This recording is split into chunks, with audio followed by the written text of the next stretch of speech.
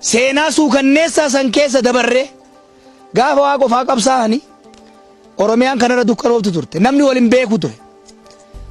asii kaasanii taaddasan shawatti quba qabaatan akka irraa feesbuukiin hin turre akka irraa bilbilli hin turre beeytu wanni Adam Saaddoo waraqaa asii fuudhee yoo inni achi dhaqu wal quban qabanii taaddasan faayidaa jiran qeerroo hin shawwadamina kijiba hafuufeera fuutu kanaan hin shawwadamina namni kenna waan inni keessa dabre dhiiraa tana isinitti hima dhiiraa qofaa miti Oromiyaa hunda keessatti namni keenya humna isaa hamma danda'een qabsaa'ee dhufe waadaan nu qabnu maali tokko takkuu takka of duuban deebinu takkuu takka biyya teenya irratti lafa Baalee lafa Oromiyaa lafa Wallaggaa lafa Shawaa lafa Booranaa takkuu takka abbaa fedheef hin kenninu dabarsitee hin kenninu. Lammaffaa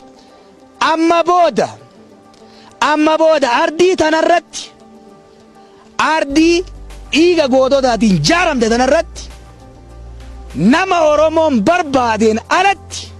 nama warri dhiiraa filateen alatti nama gosti Baalee biyyi Baalee naataa je'ee filateen alatti ergamtuuf tultullaan Habashaan ergattu abadan biyya tana hin bulchitu kana beekuu barbaachisaadha.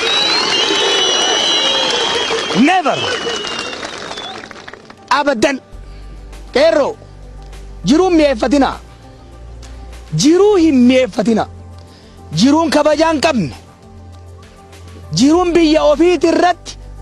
haga fedhanillee yoo hiyyooman mataa ol qabatanii irra hin deemne jiruu miti jiruun biyya homaa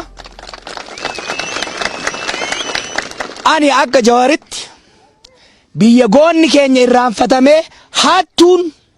waslaatan diina harkaaf harma namarraa ciraa turte itti faarfamtu keessa jiraachuurra du'ee dhabamuu naa wayya isinitti himaa.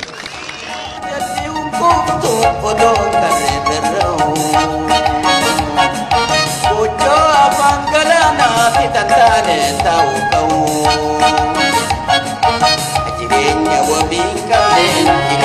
wabii qabne